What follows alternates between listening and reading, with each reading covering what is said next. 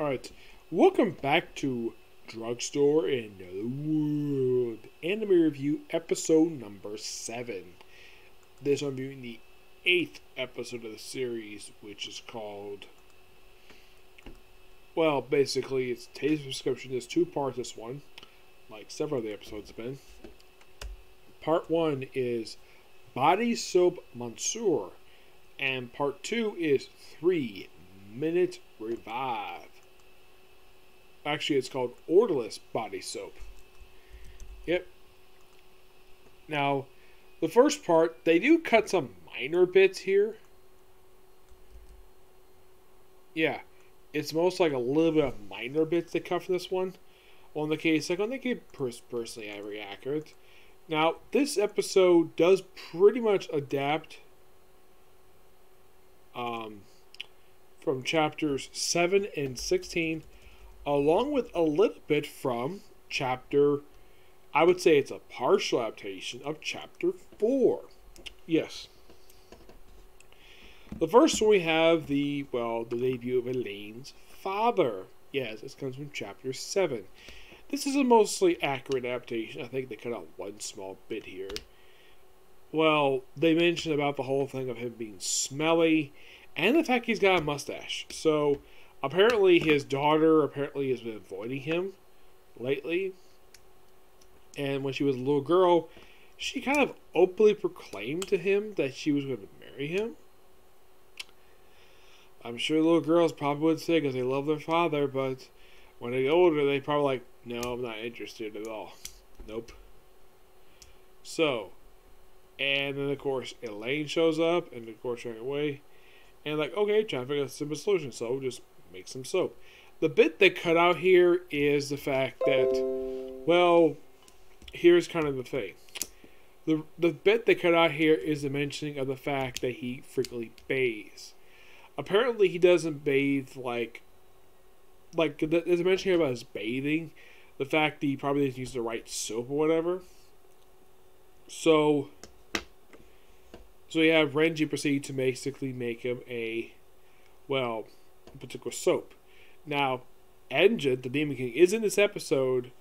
Yeah, he's in both segments. The first segment basically is mostly we have Renji making a substitute body thing for Noella, basically a duplicate of her for Demon King, because he's basically obsessed with her. And we see the first thing you see in the episode was Noella sitting on top of, I think it's supposed to be like the second floor of this house, possibly. Ooh. I just heard on Twitter who's going to replace James Tinieth. Josh Williamson. Which is awesome. Yeah, I get notifications from Twitter on my laptop. I'm like, really? Josh Williamson? I'll discuss that later on. Don't worry. I'll do open topics on that. Yep. So, they proceed to make what exactly this is supposed to be. Now, what is Renji making for Elaine's father, the Lord of the Manor? Well, they technically refer to it as body wash. It's actually soap he makes. He makes a particular soap, and he makes it and cleans himself up. Apparently his voice changes. Yes, I'm not really sure exactly why in the world that it's like this. It's kind of weird.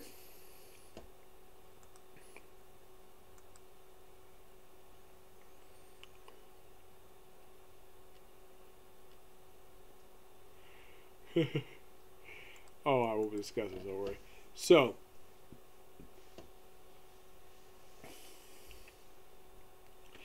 pretty much, like, makes a soap. Apparently he decided to shave off his mustache he had. He apparently looks like the way he did in the flashback, and apparently Elaine does not recognize her own father. So, in order for Elaine to recognize her father, he decides to placate basically and like, oh, let's just basically have it where he fakes trying to marry Elaine. Like, take his bride, and then basically he just says like, interesting.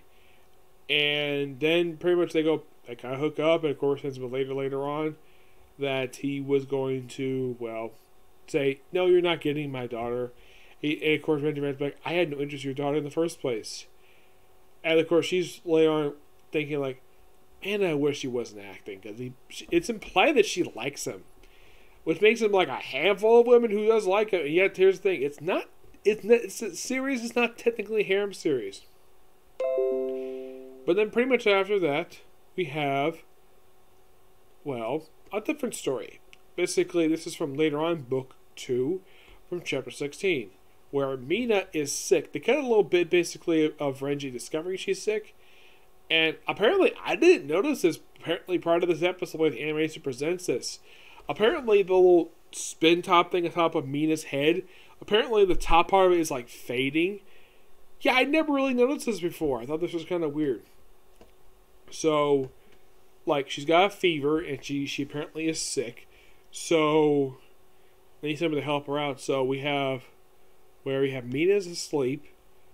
Of course, also, we have, well, Renji and Noella go downstairs to Mina's mother's room, which I still think it's weird that her mother's room is in the basement. Like, why the heck is it like that? I don't know. And apparently the room she's staying in, according to her, this used to be her room. And she apparently would, well, constantly stare at the ceiling. She always kept wondering why she was sick. So, we have the diary, and of course, you need to figure out a way to read it. So, comes up with basically a particular... So, it comes up with a particular way.